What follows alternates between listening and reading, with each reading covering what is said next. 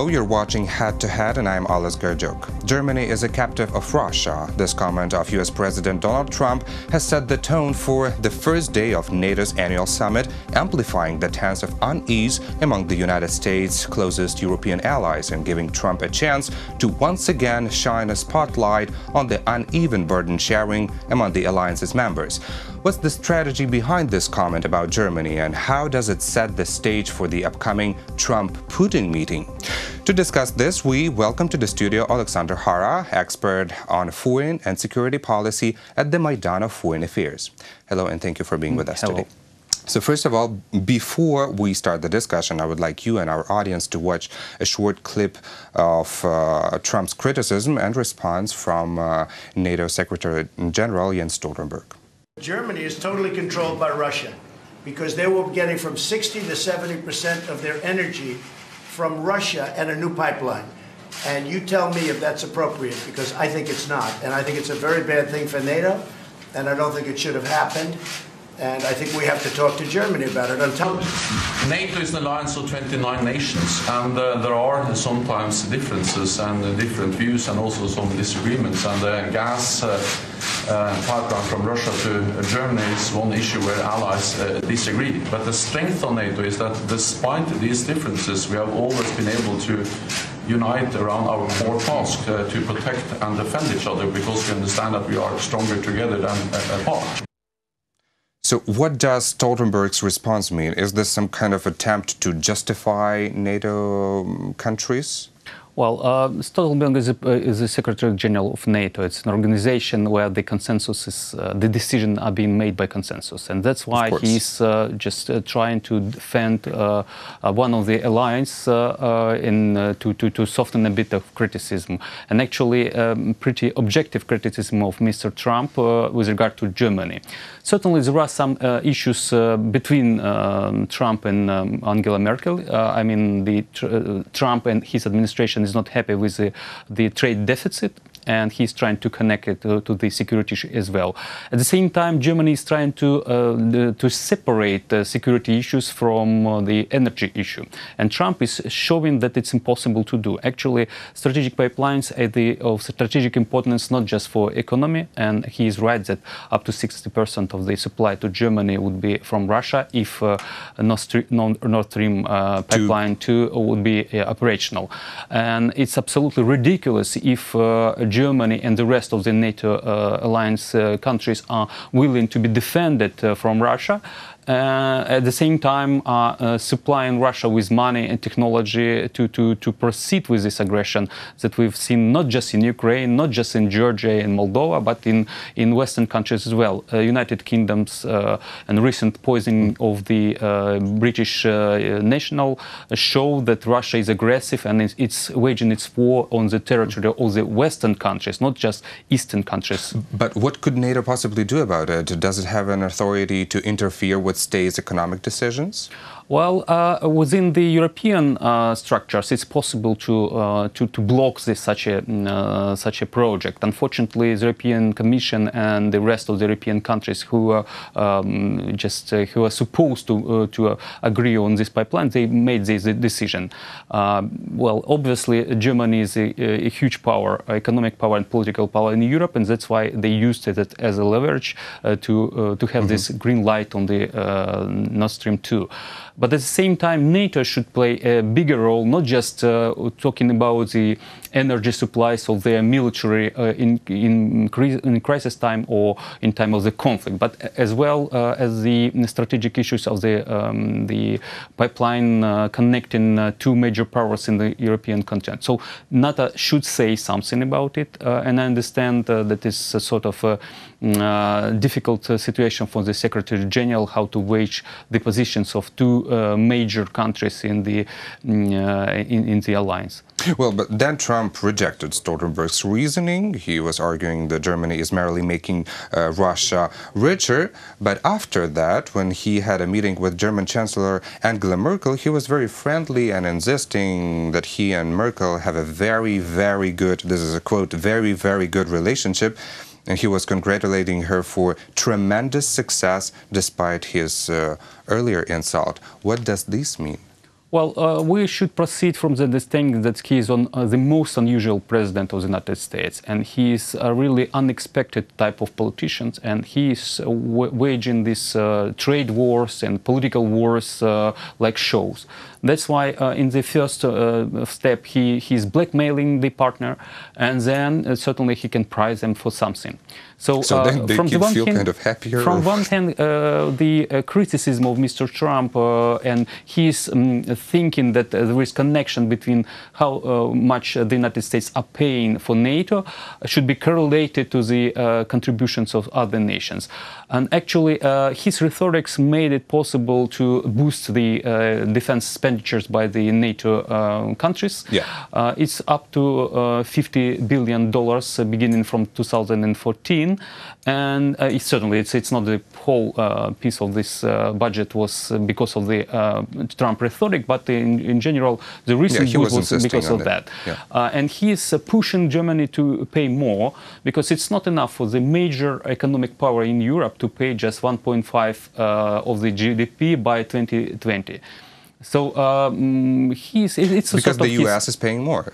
Well, up to 70% of the general fund of the NATO is paid by the United States. 70? And up to 70. If we are talking about the capabilities, well, recent report on the German readiness to provide NATO with their equipment, military personnel and other stuff, show that it's in disarray. It's in a poor condition. And if there is a war, major conflict in Europe tomorrow, Germany would be the least prepared for such a conflict country, even though they have a huge economic potential, and they just neglected the security issues for decades.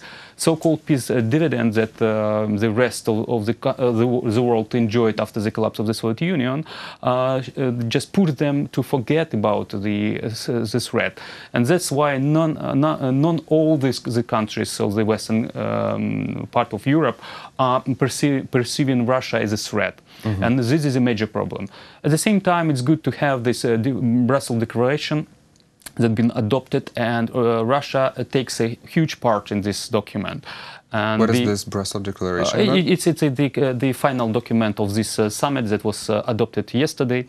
And it showed that Russians neglected behavior or aggressive behavior, not just because of Ukrainian conflict, but interference in the domestic issues of Western countries, the dangerous behavior in the airspace, in the Navy, showed that NATO should react correspondingly. And NATO is not just planning to do this. There is an increasing number of the Western troops in the Baltic states, in Poland. There is an understanding what should be done in the Black Sea region.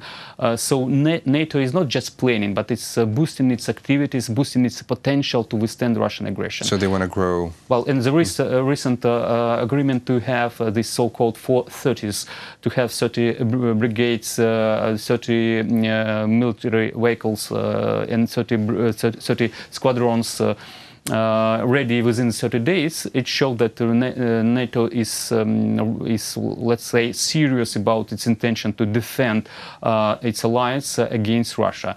And the other document is really important as well. It's a declaration of solidarity. And this document was produced by the uncertainties that Mr. Trump produced before the summit, when he was saying that there is no reason for the United States to pay for the rest of the alliance, and there should be divided security between those who are paying enough for the common budget.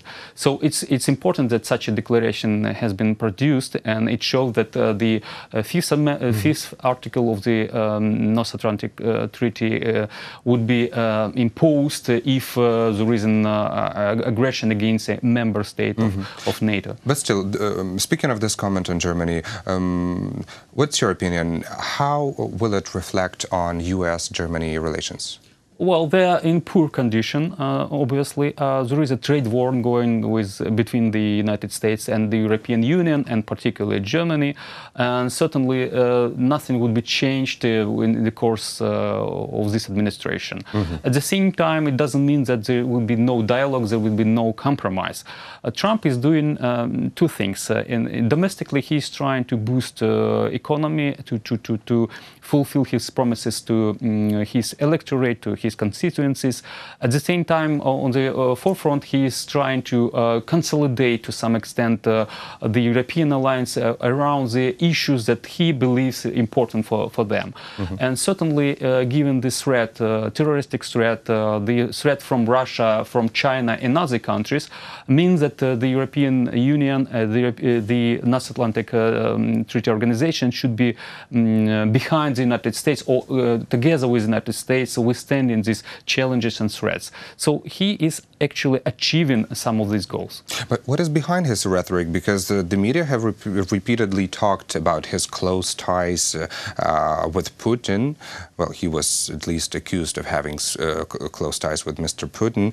And lately, Trump was very radical against Russia, and it's ahead of Putin-Trump meeting, which is going to happen on the 16th of July in Helsinki. To some extent, we can explain it by his personality. He has a special feeling to sort of dictators and authoritarian leaders, and he was prizing the Chinese leadership, the Turkish leadership, and some others. And certainly Putin is a sort of a role model for Mr. Trump. At the same time, so far the investigation of the special counsel Mueller has not produced evidence that there is a collusion between the Russians and the Trump team. We don't know whether there was a collusion, but at the same time, the report of the intelligence community of the United States and a recent report just a week ago by the Senate Committee on Intelligence showed that there was interference of the Russian special forces, intelligence forces into the elections, and they changed somehow the results. It doesn't matter how significant this change has been, but in reality it was. So at the same time, Trump, given this criticism in the United States and from the other leaders, he needs to show something in his defense, and he has a pretty strong arguments. With regard to Ukraine, he is the one who imposed the most painful sanctions to Russia, unwillingly, because the Congress passed the law on the country and the adversary of the United States through Sanctions Act. At the same time, he provided Ukraine with lethal weapons, and he is supporting Ukraine in political way and the economical way at the same time. He also expelled the most amount of Russian diplomats from. Well, it was related to the poisoning of Mr. Skripal and his daughter, but at the same time, yes, it was really a strong blow to the Russian intelligence operatives in the United States. So he is doing much more than his predecessor. At the same time, he is showing willingness to have a sort of good relations with Putin. Possibly he wants to repeat the history or a historical meeting or success, as he said, of his meeting with Kim Jong-un. In reality, there was no success. It just was a meeting where the sides just showed their willingness to address the common issues and to find a solution. But it was not this final solution, because Northern Korea has the nuclear bombs and has the nuclear missiles capable of reaching allies, and not just allies, but the United States territory as well. So I believe that... yeah, but they halt their nuclear program. It doesn't matter. They have capability of striking the territory of the United States, and the change in rhetoric doesn't mean anything. So until after the Northern Korea give up on its nuclear arsenal, and it is a part of the civilized world in terms of the behavior, political behavior, and the relations between them and the South, we cannot say that it's peace and security is restored on the Korean Peninsula. But still, speaking of this Putin-Trump meeting, different parties are a little worried of some kind of deal that could possibly be made during the upcoming meeting. What's your take on that? Well, I don't think that Putin has anything in his pocket equivalent to offer, and it's impossible to do. If we are talking about Syria, it's difficult for Putin to get rid of his ally, Iranian ally, from Syria, which is a matter of concern for the United States and for Israel. At the same time, they cannot proceed and they cannot fulfill with the full capture of the free lands taken by the Kurdish forces, because the United States is presented here and actually France is presented here. So they cannot do this. And finally, they cannot complete this siege of Syria, or let's say restoration of the legal order, as the Russians say, in Syria, without the resolution of the United Nations Security Council, where the United States has a permanent seat, and certainly without their consent it's impossible to do. What they can do in other spheres, they cannot. Putin cannot guarantee that he is not an ally of China, because he is a major partner to China. Sure. And certainly the United States is not the country that would buy such an argument. If we are talking about Ukraine, it would be not possible for Trump to recognize Crimea as a part of Russian territory, simply because it's a violation of international law, since it's because it's violation of those resolutions passed by the Congress and the position of the Congress of the United States. And by the way, the congressmen decided to just to secure Crimean issue, and they put forward the motion to call the Crimean Peninsula, or to compare this case to the Wallace Declaration. I just remind you that in 1940, when the Soviet Union occupied parts of the Baltic states, and it declared as it is part of the Soviet Union, Washington decided not to adopt non-recognition policy for the all time until the Baltic states would be free. So the same approach would be applied to Crimea. So they have nothing to bargain about. Well, yes, the only thing they can talk about is the restoration of the political dialogue, and secondly, they can talk about the reduction of the strategic arms, which is not in the interest of Putin, at least at this point of view. That's a good conclusion for our conversation. Thank you for your interesting comments. That was Oleksandr Khara, expert on foreign and security policy at the Maidan of Foreign Affairs. Thank you for watching Head to Head. I'm Oleksandr Khara. Goodbye.